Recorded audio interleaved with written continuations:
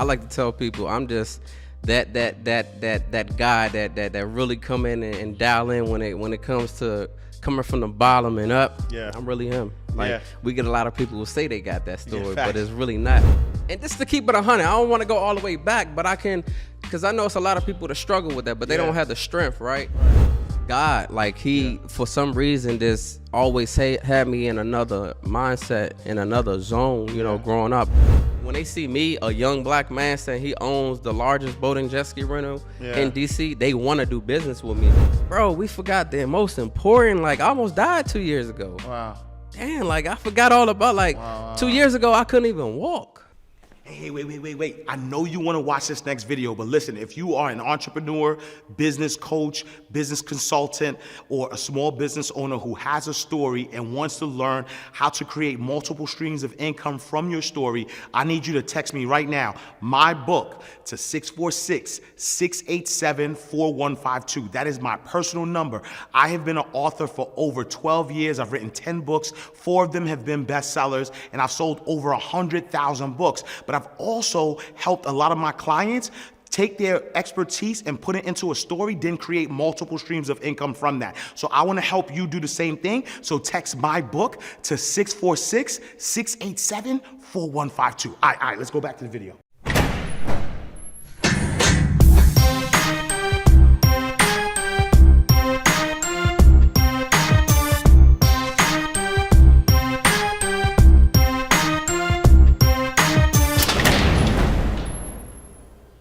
So welcome to another awesome episode of Inside the Vault with Ash Cash, the greatest money mindset show on the planet.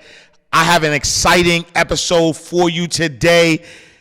With the rise in rental arbitrage on land, there is also one happening on the water. And so when I mean rental arbitrage, I'm talking Airbnb, I'm talking, people who are using property to make multiple streams of income. But the same thing is happening on water. So renting out boats and skis is one way for you to leverage a potential liability and turn it into an asset while providing an unforgettable experience for your clientele and make millions of dollars while doing it.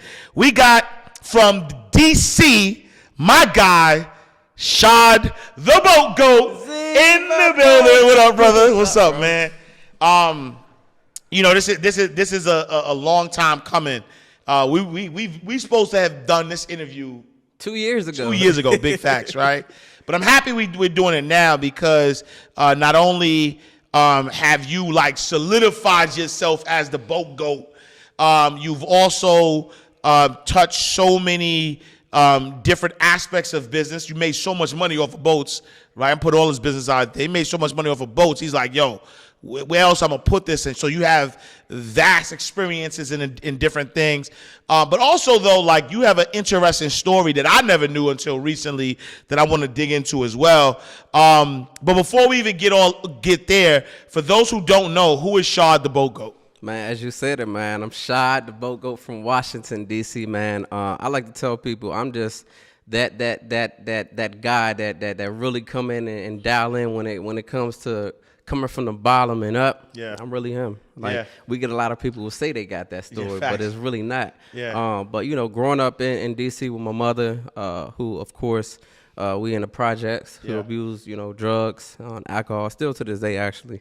Father who wasn't really there, but for some reason God he gave me that mindset to just keep going. I always looked at the negative and the downfalls and just use that as my upbringing and the positivity on the other aspect. Yeah, but real quick, when you said still there, what do you mean by that? She's still abusing the drugs and alcohol. Okay. I just had an event, my second live event in DC the other day, and she talked about it for about a week. Yeah. Excited, I'm coming. I'm like, all right, cool. I'll make sure you're gonna get there. I was gonna send my driver to pick her up. On Saturday morning, she called me, and I heard it in her voice. Wow. She's like, do you still want me to come? I was like, I do, Mom, but you can't embarrass me like that. Wow. So, she still struggle to this day with the crack, with the PCP. Yeah. And just to keep it 100, I don't want to go all the way back, but I can, because I know it's a lot of people that struggle with that, but they don't have the strength, right? Right. But I can just remember probably like 3 months ago. Yeah. I was speaking in D.C., Philly, and then Miami. Yeah. And a day before I was supposed to have left, I got a phone call from my cousin. She like, yo, you need to go get your mother. I'm like, what's up? Like, what I need to go get her for? She like, you need to go get her. So she sent me a picture. My mother's face cut open. Wow. She had got hit in the face with a chair. So I automatically start grabbing my shit, ready to go out and go see what's up. But long story short, I get out there, come to realize she was high and she was drunk. Wow. She tried to interfere with somebody else's stuff, and the dude, she hit him with the chair. He took it, hit her back. Right. But it broke me down. Like I'm 32 now. It's like I'm numb to it. It's like I'm accustomed to it. Yeah. But I broke down like 3 months ago because it's like, damn, like you really still doing this 30 plus years later. Yeah. But more so, she did it in front of my daughter. Right. My daughter, she's never seen me drink. She definitely don't see me do any type of drug. So when she did it in front of her, it was like, yo, like I'm gonna have to back up a little bit. Like you moms, I love you, but I'm gonna have to back up because it crushed me. Like I was crying and everything. Like even in speaking, when I still went to Philly, I still went to Miami. Yeah. I was crying because when I got to Miami, they like, yo, you need to come home. Like I know the bread is where you at, but you need to come on back. I get back, she done tore my crib up. Wow. My daughter like, Dad, what's wrong with grandma? Like she just was zoned out. Like it had to have been probably at least a week of her being high the way she was going off. So I told her, I said, Mom, you got 3 choices. I said, you can come and live with me, you can go into a program, or we can go ahead and cut our relationship. Yeah. You know what I'm saying? Because you did that to me as a child, and now you're allowing my daughter to see this. Wow. You know, I'm a single father, you know, to my daughter, and you know, I expected you to be there as a grandmother, as a female, you know, person in her life, and you still doing what you was doing back then. So I just had to tell that, man, because I know it's a lot of people who's going through that or who have gone through that, and they just don't know how. And all I can just say, stay prayed up and keep going. And you just took the interview in a different direction, and I appreciate your transparency. And that's why, like, when you said it, I caught it, but I was like, wait, hold on, let me clarify. Because honestly, I was like, nah, he didn't. That's not what he meant. Yeah. And I'm like, nah, is he being that transparent? But I appreciate it. Because, you know, as a 7-figure plus entrepreneur who is, you know, killing it, and we're going to talk about, you know, in what ways, you know, you're killing it monetarily. This is like really showing the humanness around success, you know, because I think that a lot of people see successful people and believe that success cures everything. Not at all. When it doesn't, right? Like there's still things that we got to heal from. There's still things that kind of get in our way. But regardless of that, we can't make excuses because there's still people that count on us, right? Yeah. There's still, you know, your daughter's still counting on you. You got mentees that are counting on you. You got people who are, you know, looking to you for guidance. And, you know, while you're going through what you're going through, you still have to, like you said, stay prayed up and still keep pushing and kind of getting to that next level. And so I appreciate that transparency. You know, how has that, you know, and again, that's why the interview was in a different direction, because for me, my question was gonna, you know, I almost in my head, because I knew about your mom's drug abuse, but I thought it was over. Nah. And my question was going to be like, yo, how has that impacted you kind of growing up and helped you become who you are? But it's an ongoing thing. And so my question is, how has it shaped you, you know, as a person, as a businessman, as a father, you know? Like I said, this growing up and seeing the effects of the drugs, the effects of not having good credit and so forth, you know, and still to this day, it's like, all right, I see the outcome if I go and get high up. Yeah. I see the outcome if I'm going in the back and knocking back all these drinks or whatever. So it's really, it's helped me to stay level. Yeah. All right. I don't even want to touch a piece of crack or, right. Let alone, you know, they make it a thing like, oh, you can do some lines, you making money, but nah, because I've watched damn near everybody in my family crash out. Yeah. Like I've really been the one who broke the cycle. Like that used to be my title. I broke the cycle. Did you? Right. But just seeing my mother, hard up, it was like, nah, I can't do it. Even down to the weed. People say the weed is great, but I don't want anything that's going to take me off balance where I can't think straight or for myself. Yeah, yeah. And so walk us through this evolution of becoming a businessman, right? Obviously growing, or maybe not obviously, but growing up in projects in DC. I'm from Harlem, so I already know how, DC get busy, you know what I'm saying? We hear the stories of, guys from Harlem going OT, trying to get money in DC, right. So we already know what that is. Coming from that environment, how did you how did you transition into the businessman that you are today? I think it's just this God, like he for some reason just always had me in another mindset, in another zone. Growing up, I was always a leader. Mm-hmm. I always wanted to be the boss. Mm-hmm. Even from a kid, I was out in the summertime cutting grass, washing cars. Like I always wanted to work. But then it came to a point to where I was like, Dad, my mother keep coming home after working double shifts and talking about how much her body hurt and she's still living paycheck to paycheck. I got to start my own business. Mm-hmm. So I got into the whole CEO mind frame probably when I was like around 11 years old, right? I understood the side hustle going to put money in my pocket. Yeah. But as far as business wise, I used to travel from DC down to Chattanooga, Tennessee every summer with my great grandmother. And I would see grooms shuttle service. And I was intrigued by that. I was like, this is a shuttle service. They making a lot of money. Mm-hmm.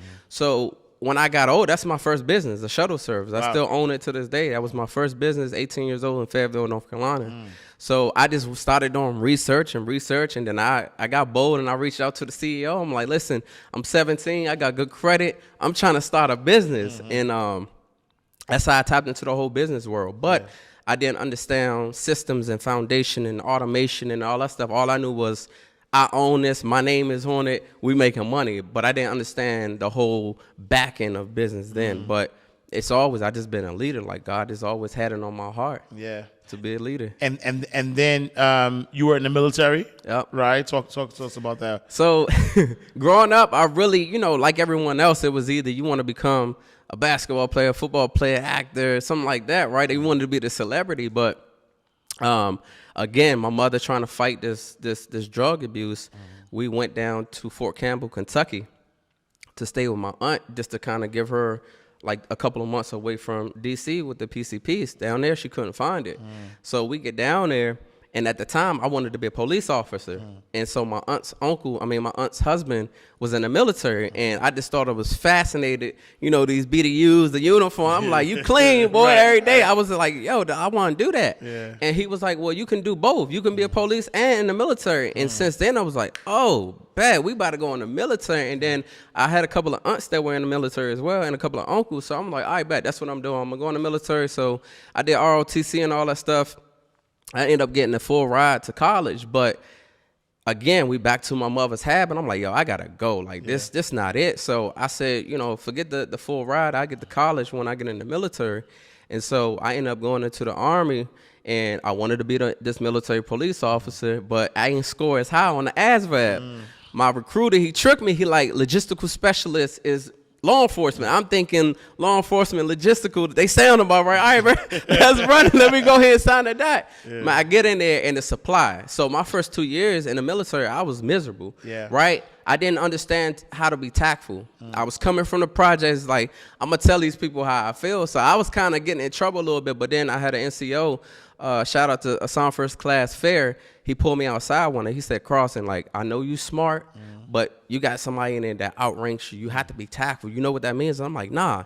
He's like, it's getting your point across without being disrespectful. So since then, I've always led by that. So I switched things up.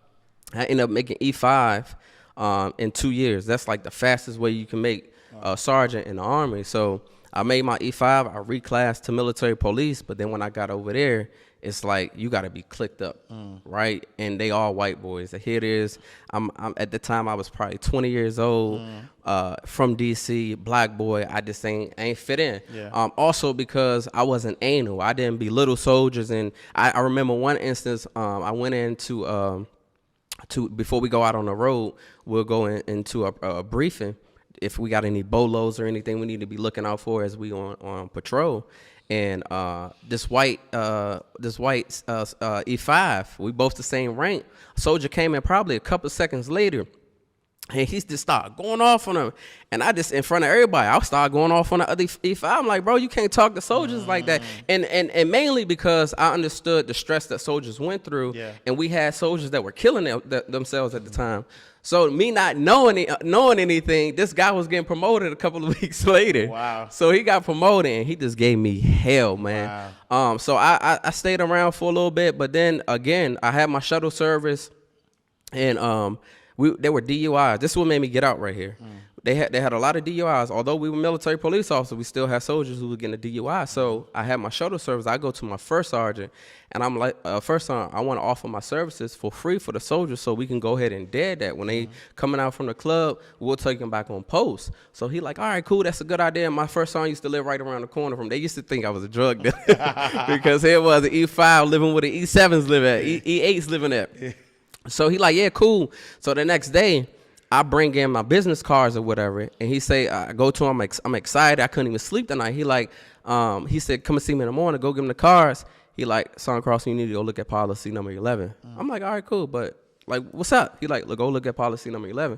I go look at policy number 11. It was unauthorized use of secondary job, meaning I didn't get permission from the commander to have a second job. Mind you, my business never took me away from the military. I was always on time, stand for extra people that they needed, all that stuff. So I go back, I'm like, all right, I read it, what's up? He like, Commander wants to see you at 1300. I'm like, all right, cool, but what's up? You ain't telling me now. He said, Commander, talk to you. I get there on the red carpet. I'm getting read to Article 15. For those of you that don't know, in the military, Article 15 is just like going to court, right? The commander is the judge. So he started reading me, and I'm looking at my first time like, are you serious? Like, here it is. I'm trying to do something great for the company. I'm getting read. So I ended up getting 7 days extra duty, and they took my pay for 7 days. Wow. And I'm like, yo, here it is. I'm always on time. I'm always raising my hand. They need extra people, whatever. They need people to stay behind, work another shift on the road, or go to another company and work extra. Like I was doing, I was like, these people don't care about me for real. Like here it is. I'm risking my life daily, and they don't care about me. Right. So I'll go to the doctor. I'm like, yo, I tell my the major there. He's like, I'm like, I got to get out. And he said, listen, Sergeant Crossing, before you get out, have a plan. So I tell all my mentees now, like, before you leave at 9 to 5, make sure you have a real plan in place. Yeah. So he's like, you need to get your medical good. You need to make sure that your medical is squared away. And so I started going to sick call for about 9 months.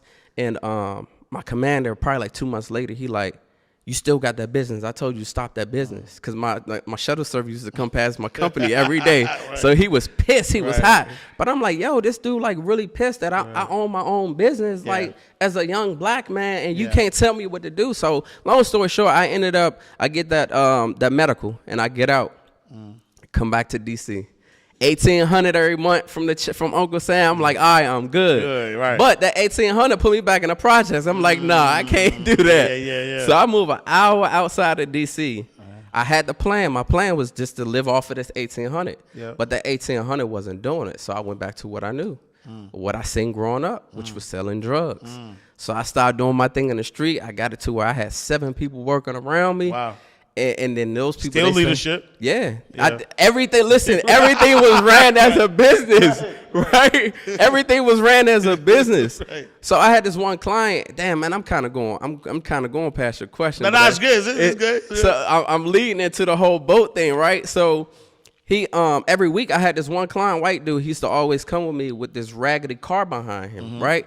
So after his 3rd or 4th trip, I'm like, bro, like, why do you always come here with this raggedy car behind you? He like, this is how I pay you.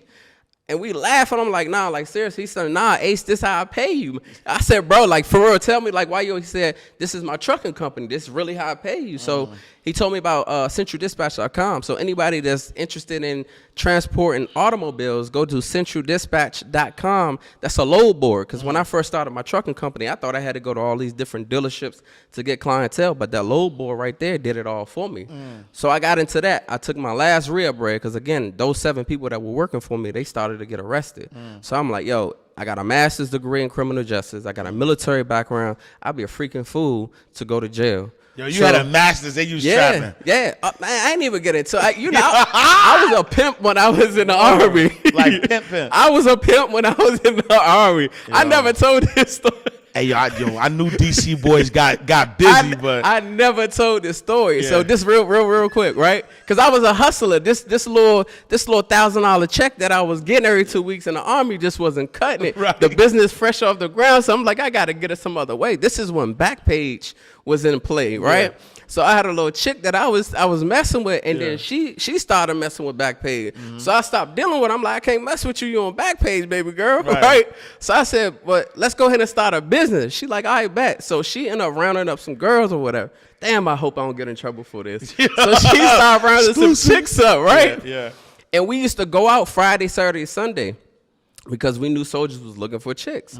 So we'll set up the profile. I'll drop them off and I'll drive them.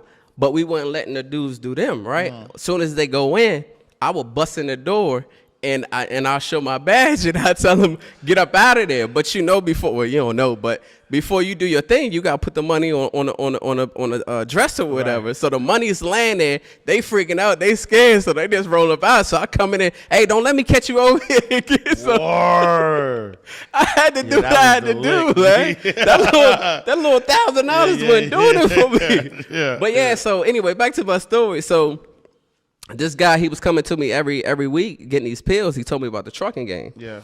So then I took my last rehab bread. I'm like, yo, I got to get out of this. Yeah. So I took that, and I went and got my trucks. I still got that trucking company to this day. Wow. Got a solidified contract with Mercedes. So every year we doing like $700K, whether my trucks move or not. Wow. Back in COVID, they ain't move at all for 2 years. I was still getting that bread in. Wow, nice. But I took that. In 2 years, man, I was just literally working like 22 hours a day. Wow. Like my neighbor and I, we in the truck, we take a little nap as we drive or whatever, but we was getting to it. But I started to realize it was weighing on my children. Yeah. Like they're like, Daddy, you never home? I'm like, I gotta get this money. How many children you have? 2. Okay. So I'm like, you know what? That's telling me something. So I had to slow down. So I just promised. I didn't know what I was gonna do. And but you said earlier you're a single parent, so it's to both? So I got joint custody with my son and I'm full-time with my daughter. Gotcha. Yep. So I'm like, we gonna spend more time together. So again, 22 hours, like this trucking thing ain't gonna do it for me no more. So I had a bow rider at the time, BOWRIDER. I had a bow rider. I took that bow rider and I traded in for that pontoon, right? So one day we chilling in the water with the kids and we pull up to go have lunch. And this dude, he's like, yo, he started me a little bit because I'm wrapping my, tying my boat off. He like, yo, you rent your boat? And I'm like, man, get the hell out of here. No, I don't rent no boat. Like, I'm not in the right mindset, right? I'm just getting out of the military. I'm just getting out of the street. So I'm big headed. I'm like, nah, this me. Like, I'm flexing, whatever. Right. But then again, I understand being obedient and listening to God talks to you, right? So when he did that and I shoot him off, I'm like, yo, wait a minute, this God talking to me again. He told me about the trucking thing to get me out of the street, but now he giving me a whole nother place. So I hop off the boat, I run out the door, and I'm like, yo, like, what you trying to do? My bad, man. You just kind of scared me a little bit. He said, man, I just want to take my kids out on the water, man. I just want to take the family out. So I'm like, all right, cool. We exchange information. And as I'm walking away in my head, I'm like, man, this dude ain't ever going to call me, man. Yeah. Sure enough, the kids and I, we out again. Wow. Dude called me the next day. Wow. And I'm just like, damn, like, I got the kids, bro. I got to go drop them off. But my grandmother lived down the street, so I hit her up, and she like, all right, I'll be there. She get the kids. I go back to the dude. As soon as he get on a boat, he like, yo, how much I owe you? And I'm like, $400, right? Because at the time I leveraged my personal credit, and I had this loan, and my loan was only like $367, $397. And so he paid that, and I'm just like, damn. If I do this once a month, this boat free. Right. And I just put together what I knew, coming from the club promoting, just getting these flyers together and all that, put it together, and it took off from there. Wow. But go ahead, because I can keep going on and on. I love it. And so, like, just knowing that transition, which is good. And again, I love the realness of the story, right? Yeah. Because a lot of people go through this where they might think it's like this genius plan, but sometimes it's just, I'm telling you, just be obedient. It's being obedient. Right. I promise you. Like every business that I've owned, I never set, besides my shuttle service, I never sat back, wrote no business plan about it, said I want to do this. It was all me being obedient, just listening when God say move. Yeah, and I love that. And so let's talk about the pricing model and marketing strategy behind scaling a boat rental business, right? Because now you got, you was obedient, you figured it out. I bet you should be in the boat business. First of all, that's so unorthodox, right? Because I mean, when I think about boats, I think about old white men. I'll be honest. Like I'm not like there's nothing about you that screams boat to me. You know what I'm saying? I think old white men. That's it. You know what I'm saying?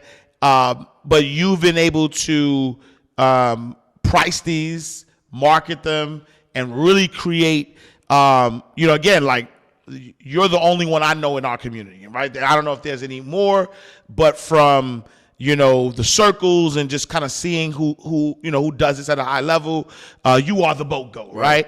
Talk to us about that, that marketing strategy, that pricing strategy. Like, how are you able to scale this as a business? So just like I said, as I was sitting back on a boat today with him, and he paid me that $400, I was like, man, this easy work right here, because I used to also promote in the club. So I knew if you go to the club, when people come out, 9 times out of 10, they got a flyer or a business card on their window giving the next drink. So that's what I did. I put like 1,000 flyers together. I got me a couple of youngins from around the way, paid them like $20, and I just had them tagging the cars at the clubs.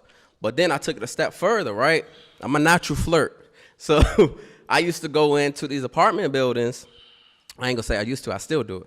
I go into these apartment buildings, I make sure I'm looking good, I'm smelling good, and 9 times out of 10, that general manager is a female. I would take a thing of roses in there, and I'll go introduce myself. Hey, I'm Shaod from Shaod's American Boat and Jet Ski Rental. I just wanted to come and introduce myself and also let you know what I do here in the community, whatever.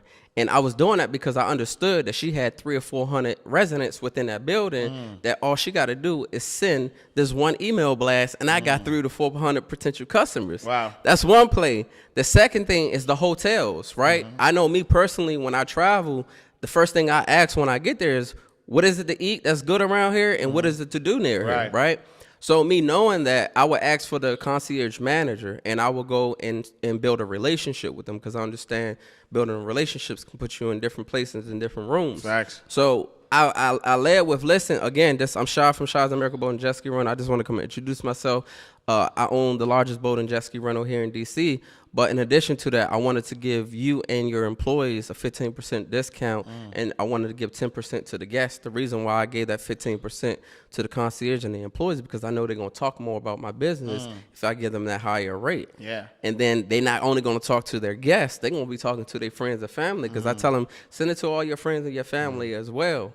What else marketing? The billboards, the yard signs, the airplane with the sound on the back, the bus stops, IG, of course, Facebook, of course. Yeah. But as far as marketing, it was like I took it to another level last year. Yeah. Like it wasn't not just like we've got come spoiled with just social media. People don't understand the footwork. Right. When somebody when they see me, a young black man, saying he owns the largest boat and jet ski rental in DC, they want to do business with me. And another thing, this is another drink that like changed the game for me. When I go shopping, right, Louis, Gucci, wherever I go, I'm always asking doctors' offices, the courthouse, the fire departments, police stations. Whenever I go here, I'm asking to speak to the manager, and I'm asking the manager, like, listen, I'm not no secret shopper or anything like that, but how's the morale here in your company? And they looking at me crazy, like, it's all right, like, wow, what's up? Why you asking me that? Well, why don't you come out on the water? Why don't you shut the doors for a day and come out on the water and do some team building on the water?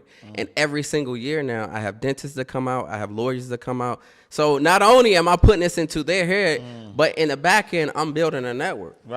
Right? So I can pick up the phone, I can call a judge, I can pick up the phone, I can call an attorney. I'm calling these high-profile individuals, but I also put that in their ear. Yeah. So you got a business, make sure you start hitting up the police stations, the courthouses, the lawyers, like, get them folks a discount. Yeah. And so who's your target market, right? Like who is the person that could benefit the most from? So first of all, two things, because I know you also teach people how to start this business themselves, which I want to go into, because you even have a 5-day challenge that I think is phenomenal, because I know that there's a low barrier to entry. Like, you know, it only takes about $5K, right? But before then, though, right?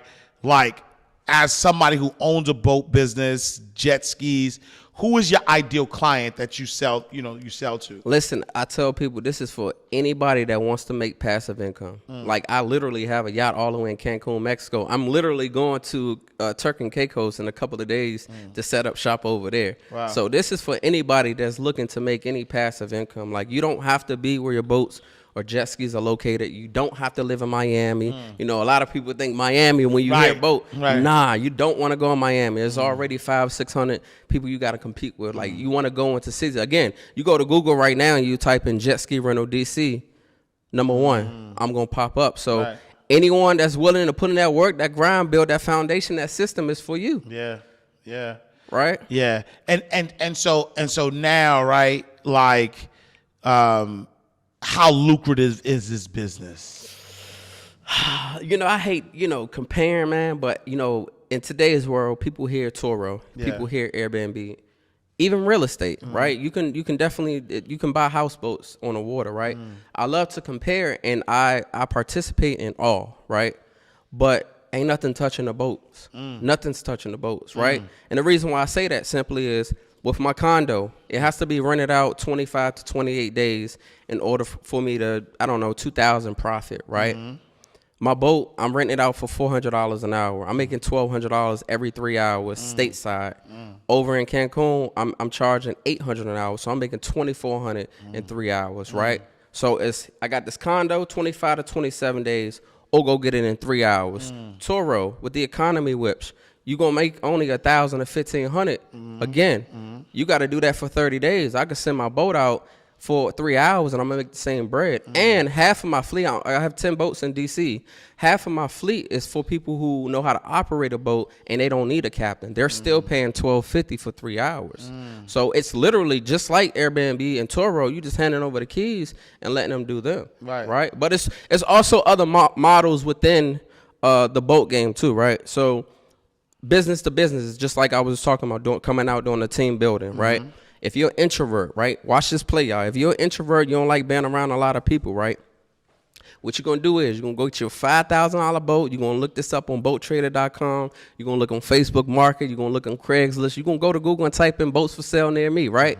Then you're going to go over to West Marine. You're going to find yourself a 3-man tube, right? 3-man tube.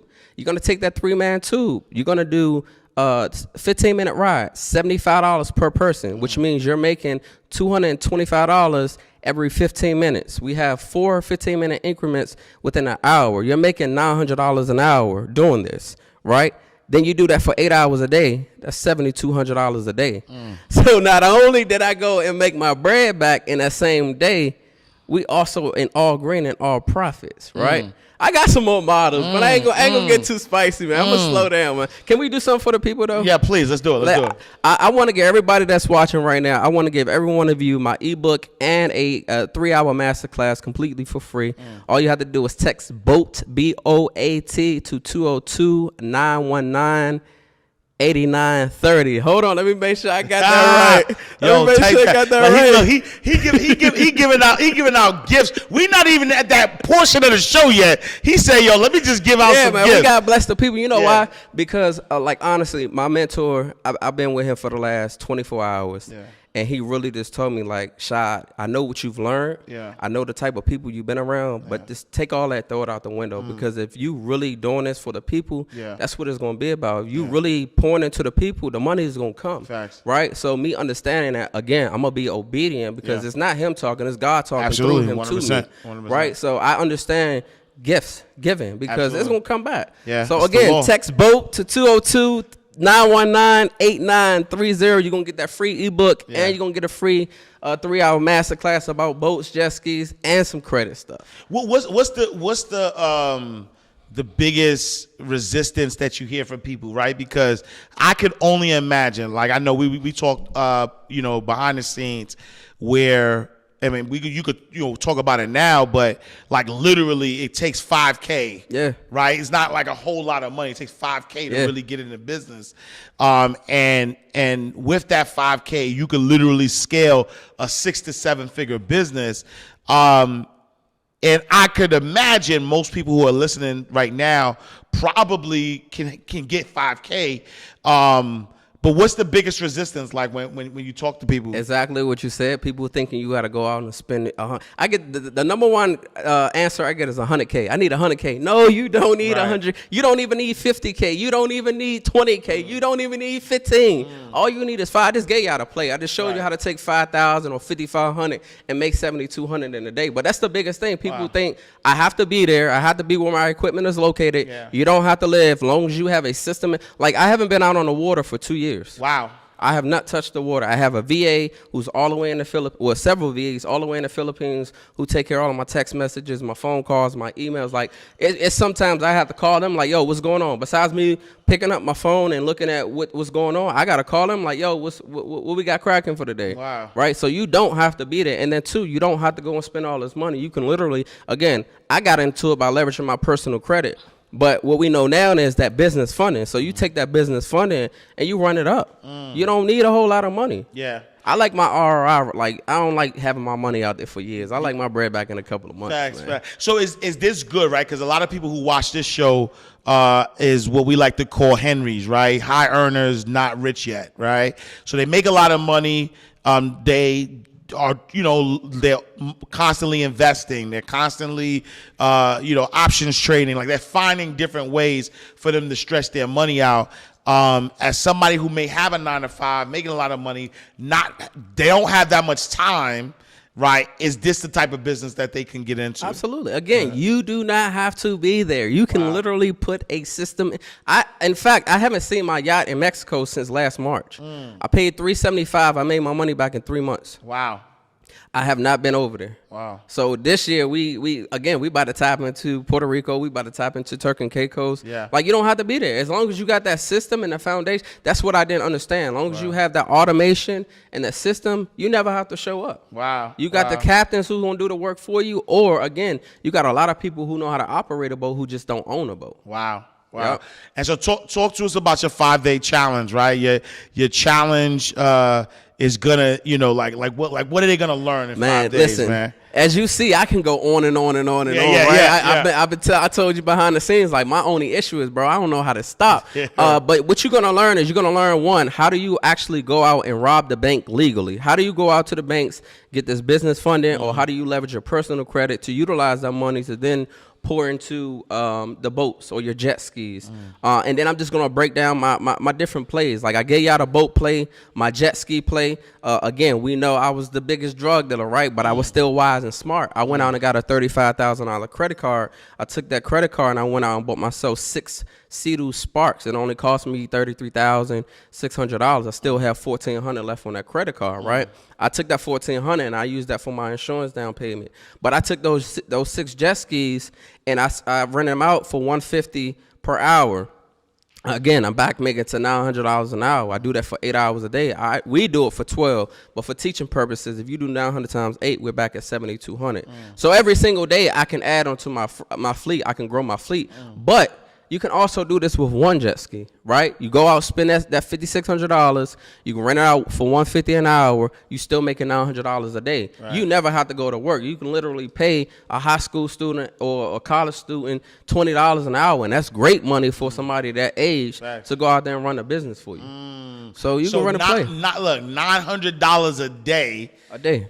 Which is, I mean, I can't do the math real quick in my head, but 9,000. So that's 9,000 times 3. It's about 27,000. You can run it up, man.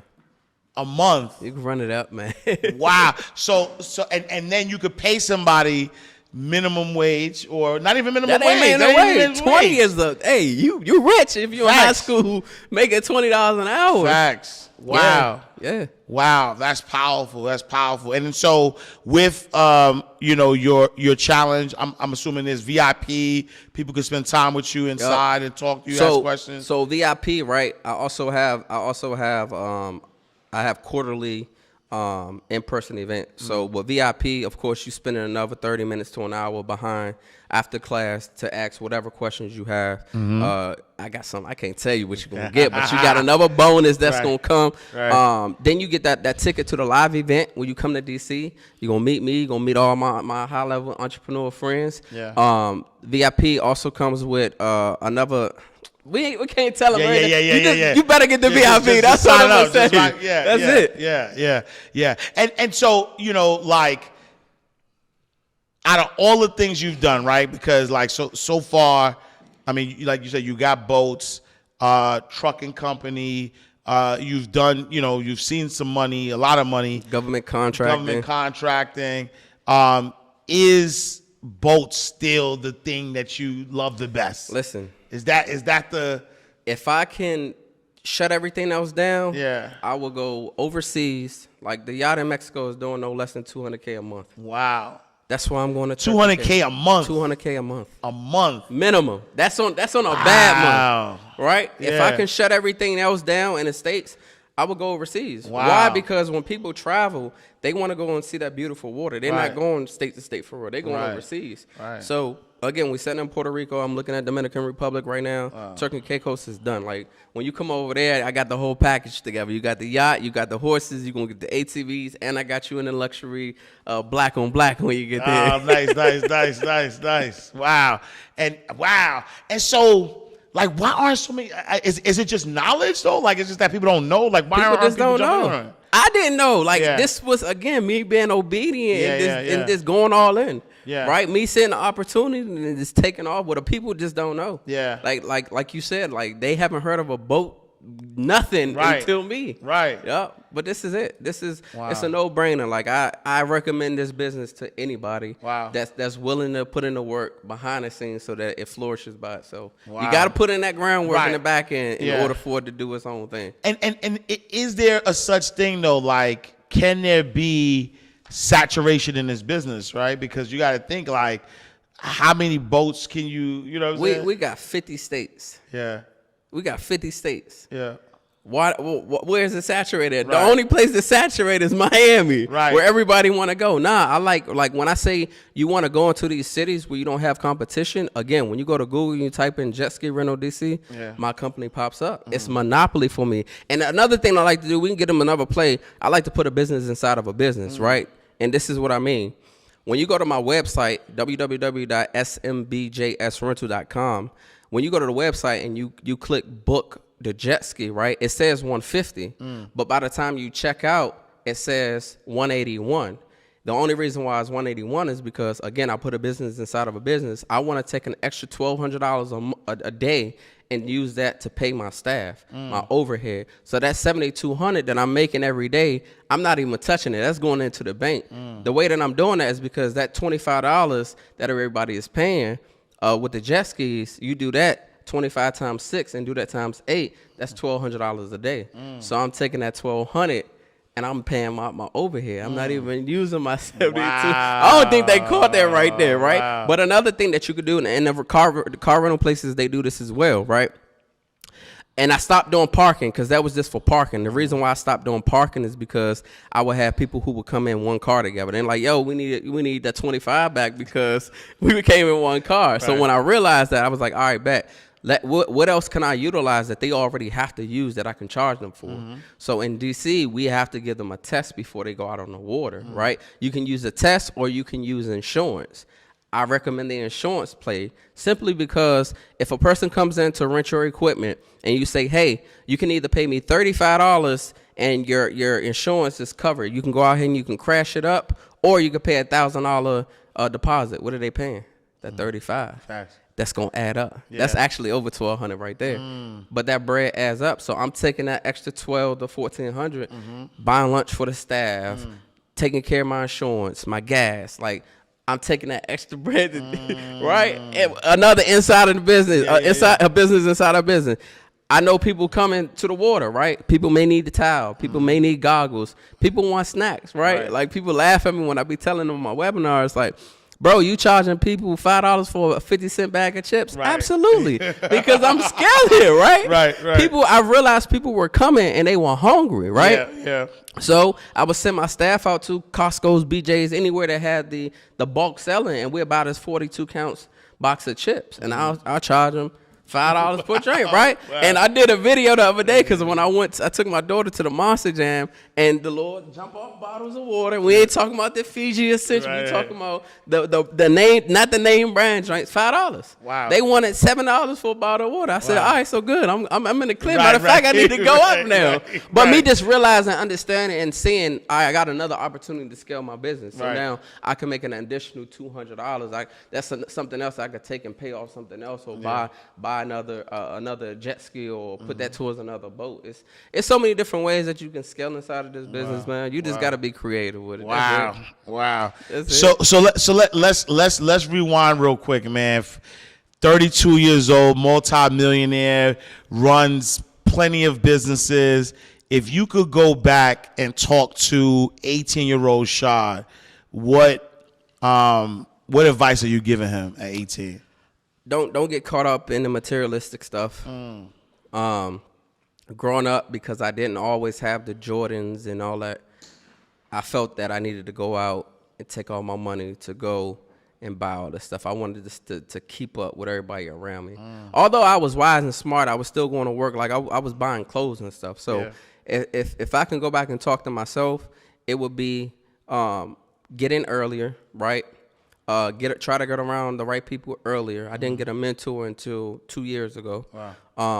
We all need mentors. Facts. And then not trying to keep up with everybody else. Like, I had to remind myself of this 2 years ago. Like, 21, I was traveling everywhere, speaking everywhere, and I had to buy all the drip and all the jewelry and shoes. And I'm like, bro, I don't ran, $250,000, $300,000 on clothes and jewelry. So 22 and 23, I said, I'm not buying any of that. Right. Like, I'm about to go, and I just learned about the infinite banking, like, go and get these insurance policies and run. Like, being vulnerable again, I got $3.5 million tied up right now, frozen for 7 months now with Chase Bank. So now when I get that bread out, I'm gonna go and throw that into insurance policies, and I can just borrow from it. Like, that's what I would tell myself. Like, get your head in them books. So Lord, I ain't started reading until I was in my late 20s. Like, get your head in the books, because quiet as kept, and to keep it 100, the white people are putting the information in the books because they know us as black people. We're not gonna go and read it, right? So I would just dial in a little earlier. That's it. Yeah. What would you say is the most extravagant thing you've done with money so far?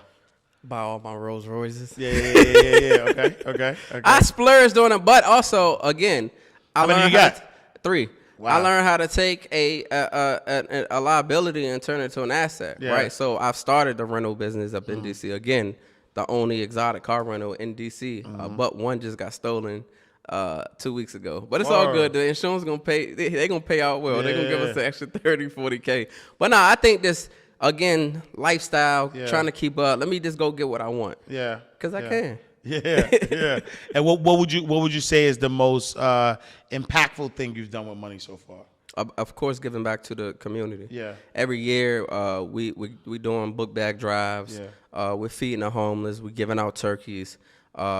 Another thing that I started 2 years ago was giving out scholarship. Because you do have, I'm not a huge advocate of college, but those who want to go into a specialty, a doctor or an attorney or something like that, we get scholarships back to the community. Because, again, I understand the importance of coming from the projects and wanting more, but just don't know. Like, I ain't have nobody to look up to. It was this God, this led me here, but not everyone has my mindset. Not everyone has my strength. Yeah. A lot of people, they fall victim to the streets because they're not strong enough to bet on themselves. Yeah.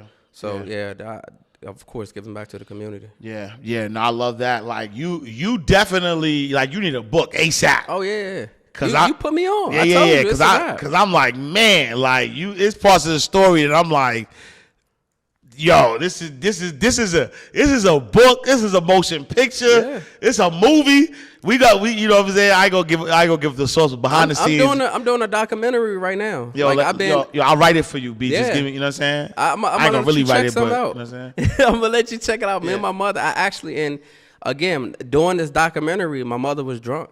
We was going into the different hoods. Like I remember times my mother, I was 3-4 years old. My mother would leave me on the corner. Wow. Like this one instance, and I just had a flashback because the other day I had to teach my daughter the importance of knowing your surroundings, right? Yeah. But I remember when I was 3-4 years old, she left me at the bus stop with some dude, and the police just happened to drive past, and they stopped, and the dude gave me to the police. I was able at that young age to, tell them how to get back to my house. She wasn't there. Wow. So I led them to my aunt's house. I can go on and on and on, man. But I'm just like, if anybody has that struggle, man, I promise you, just stay prayed up and keep going. Like, don't let that bring you down. Like my mentor told me yesterday, he said, you got that $3.5 million tied up because you so kind-hearted. You keep I was giving my mother and my grandmother $500 every week as an allowance. He said, you blocking what God is trying to do. I said, hold up, run that back right quick. He said, the reason why God froze your money up is because he had to slow you down because you're moving at a fast pace. You forgot about him, which I'm not even going to lie. I stopped praying and all that because the bread coming out, I'm living life. But he said, he's not trying to really work on you, but he's trying to work on the people that you're trying to help. He said, so he had to stop you so that you can stop helping them so that he can work on them. Wow. I said, damn, that was deep. Yeah, that's deep. That was deep. That's deep. So I understand the assignment. And I man, that actually just took me to a different place because the question I was gonna ask really is advice, right? Like you said kind of like stay prayed up. But I feel like, there's a lot like what you just stated, right? Like there's a lot of people going through stuff, and while they're going through stuff, like what is that thing that keeps you going though? Like, you know what I'm saying? Like at a high level though. So it's not even like you're doing it you're doing it at such a high level that and your energy is so good though. Yeah. You get what I'm saying? So like a lot of times, like when somebody's going through something, you know it by their energy, right? Even if they try to pretend, like you know it by their energy, but your energy's so good that like it threw me, like it really threw me off. I'm about to still going through it. I'm about to throw you even more, bro. Yeah. If I can be 100 with you, I was about to kill myself a couple months ago. Wow. When my bread got shut down, it was like, here it is. I'm waking up. I don't have to check the bank account, but here you talking multi-millions to now you back into six figures because they don't took your bread. Like, and I sleep with my guns next to my bed. I got I still got my little PTSD. Right. I sleep with like 4 or 5 guns next to my bed. Yeah. And it would be days that I'll look at that gun and something in my head would say, pick it up and shoot yourself. Wow. Have you gone to therapy though before? No, I don't need it because I'm prayed up. Yeah. Right. But I was this in that dark zone. I was, bro. We forgot the most important. Like I almost died 2 years ago. Wow. Damn. Like I forgot all about 2 years ago I couldn't even walk. Word. Right. But where my strength comes from is my daughter. But what happened? So I was leaving the marina checking on my yacht and my daughter and we riding back. I'm doing like 70 because at this time I'm driving on the water. I mean, I'm on the water, so I'm trying to rush back to change. I'm doing like 70 on the highway, and a dump truck had clipped me off the road. Wow. And when I got clipped off the road, it was a parked dump truck right in front of me. So I'm gonna show you pictures after we done. But my whole front end was in. That's why I got this scar right here, bro. Wow. My head hit the steering wheel and bent the steering wheel in half, and I broke my whole femur. Like, all of this was gone, bro. So I was in the bed. Like, I was confined to the bed for an entire year. I couldn't walk or nothing. Like, I really connect with the people when people like, yo, like, I'm down bad like that. Yeah. 2 years ago, I was in my bed, not able to walk. I'm just popping pills, and I just went into that dark zone. Like, yeah, I was about to do myself in 2 years ago and about 3-4 months ago because it was like, shit, everything that's been taken away from me. Right. Like I'm working so hard, but I always think about my daughter. It's like if I do that, I'm a sucker for going out like that. Right. But most importantly, if I leave my daughter, I'm all she got. Right. She don't talk to her mother, her grandmother, my mother and them. They off on their own little world. So if I do myself in, she's really by herself. Wow. Yeah. So it's my daughter that keep me going. Well, I'm not just my daughter, my children. Yeah. Wow. Man, we gonna need a part 2 because that's like, a fact, bro. Lord, I got so many I got so many places that I want to go, and there's so much that I want to unpack though. You know what I'm saying? Because and I guess I'll leave this to you as a to be continued. Like, what is the message though? Like, what is God trying to tell you, right? Like I love that your mentor, fast shout to the bro. I love that your mentor told you that, you know. Hey, we gotta say his name, man. Shout out to Derek Harper, shout out to Derek Harper, the legend. Yes, sir. Right, the legend, the person that people out here stealing from, that the grandfather of a lot of this stuff. That if he didn't exist, a lot of the you know your favorite rappers wouldn't exist. And yeah. I've known Derek for a while. I've seen people steal his material and his, you know, what he has done. He's one of the most humble legends I know. For sure. He's one of the smartest guys I know. So salute to D Hart, man. Yeah, he the one who stopped me. Yeah. Like, right. He gave me my name too. He gave me the BOGO, but he don't want to stop. I called him like. And he had a similar, because he was on the show too, and he had a similar bout with potential, you know, with suicide, you know. I hit him up, bro, and he was like, "Yo, fly out here." Yeah. He said, "I don't care what day this come out here." And I remember it was a Thursday a couple of months ago. Yeah. I came out here, and matter of fact, I was just out here doing another podcast, and you would never even known. But I came out here, and he spent the entire day with me. Wow. And we did not leave that office until I was like, "Bro, you ready to go?" I was tired. I was like, "Bro, let's go." But he really sat in the office and just talked to me. It wasn't even about just business. He was just like, and you know, and then that's where like I'm like, all right. You know, so me and Julian Gordon, you know, we were talking about just having like a support system, you know what I'm saying? Because, you know, we all out here getting to the bag, right? Like at high levels, but there's still that realness that we deal with, you know what I'm saying? Especially as men, you know, I'm not saying women don't go through nothing, but I know as a man, like that level of pressure that you go through, and then once you go through that pressure, you almost have to navigate this world as if everything is okay though. Yeah. Like you don't even have a space to be vulnerable for real. Yeah. You know what I'm saying? Because, and this is what I was saying about your energy. I'm like, yo, your energy still feel good. Like normally when some people are going through stuff, you could kind of feel it in their energy.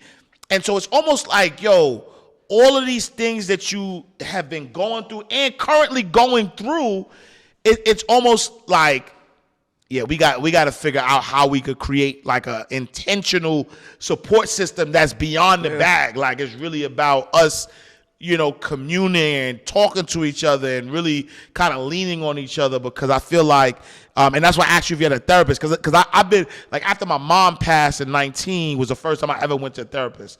And it's weird because I don't want to say that I don't want to say I was suicidal, but I did have suicidal thoughts, right? To the point where I got, you know, guns everywhere too, to the point where my wife had to take the guns away. Like I'm like, yo, why I keep dreaming about killing myself? Like that was the constant thing, like constant. Like I was in a dark place. I was like, yo, why I keep dreaming about killing myself? Why I keep dreaming about that? And I had to, like, she was like, you know, she's like, all right, guns put away. But I, you know, I kind of felt like even in my times of trying to be vulnerable, it was hard to be that though. You know what I'm saying? So yeah, we're gonna have to. No, I just want, like, before we close out, I just want to tell, you know, all of our men, because I think with me growing up, because of my mother and me not being able to go and talk to her, I've learned how to just cope by myself, right? Because you can't go cry, you can't go do this, you can't go do that. So you gotta take it in and keep it to yourself. But talk to somebody, man. Yeah. Like, just talk to somebody. Yeah. And you're going to feel good. Like, after I talked to D, I still had my little thoughts, but it was like, I'm stronger than this. I'm better than this, man. But to answer your question, I've never had a therapist because I used to deal with a therapist. And so I'm like, these motherfuckers got their own little issues. So that's why. But go and get a therapist, man. I've talked to people who have therapists and I hear nothing but great things, but that's personally why I haven't had one, man. Yeah. But we need a part 2, maybe 3, man. Yeah, 100%. Like we gotta unpack some of these things. I think that I think honestly, wealth and suicide or wealth and therapy, like something along those lines, because I really feel like there's probably more. Bro, that need to be a conference, bro. I agree. I don't see too many men conferences like that. I agree. That need to happen right there, bro. There's so many men that just they have no other choice but to be strong because they're the leader. They have wives and daughters to where they can't let it out. Yeah, bro. I think we need to put a weekend together to where the men can come out and just let that all out, bro. Yeah, and I agree. Man, I can't even close the show with energy no more. You know what I'm saying? Man, telling people where they can play, like, you know what I'm saying? Like, I can't even. All right, y'all, another awesome episode. You know what I'm trying to say? Nah. But this was real, though, and I appreciate you. You know what I'm saying? Because I feel like this is a conversation that's necessary. You know, I still want people to, you know, spend 5 days with you. The boat, go InsideTheVault.com. That's where you could spend, 5 days with Shaod, learn about the boat game. But as you can see from this episode, this is definitely somebody who keep it all the way 100. And so what you see is what you're going to get. 5 days, you can ask some questions. You can really kind of understand the game. He's going to give it to you exactly how it is. Give it to you in a way that you're going to learn and understand, like, this is for everybody. This is for people who are looking for that passive income, looking to, kind of get to the next level. If somebody wants to follow you, connect with you, where can they find you? Man, all you got to do is follow the kid on Instagram at The Boat Goat. Not THE, but DA Boat Goat. All right, DA Boat Goat. Follow him. Make sure you go to DA Boat Goat InsideTheVault.com. So The Boat Goat InsideTheVault.com. To tap into the 5-day challenge. You will not regret it. It is something that you will learn everything you need to learn in order to create another stream of income. Even if you decide not to do it, just really the game and learning the strategies of how to create a business and then create multiple streams of income. But then also, he has a surprise. I'm going to give up the surprise just for y'all because y'all my insiders. He's going to even have somebody who's going to teach you how to do business funding, right? It might be an Inside the Vault alumni. I don't know, right? But it's going to teach you the ins and out of business funding. So now to get the boat, you might not even need your own money. You could use other people's money to get funding to get the boat and create a system where you don't even have to be there. Like, come on, y'all. All right, my brother. Yo, I love you, man. Man. Love you, bro. I do. Bro, man. Like, this is a powerful episode. Man, like, I'm doing my best, honestly, to like give y'all energy, but it's real though. This is a real interview that, like, I literally have goosebumps just thinking about what just transpired here. Yeah. I appreciate you, man. I appreciate your existence, and just being so real with us, and just, man, like, I just really feel like you freed a lot of people. You know what I'm saying? Like, I really believe that. I really believe that you just saved a lot of people. You just freed a lot of people. Yeah. So I appreciate you, brother. All right, y'all. I'm closing out the vault. You threw me off. I'm closing out the vault, y'all. Make sure you go to InsideTheVault show.com. Follow us everywhere at Inside the Vault. Me, I am Ash Cash. Make sure you follow me, IamAshCash.com. Follow me on all social media platforms, I am Ash Cash. Also, join the Abundance community. We got some behind the scenes footage, questions, everything, so check it out, abundancecommunity.org. Join the community, because not only are we talking about, you have exclusive content and courses and things of that nature, but we also have built a community as well, where you could connect with like-minded people. So make sure you tap in, abundancecommunity.org. That's it, y'all. I'm going to see y'all next time. The greatest money mindset show on the planet. Same time, same place, in God's will. All right, y'all. Peace.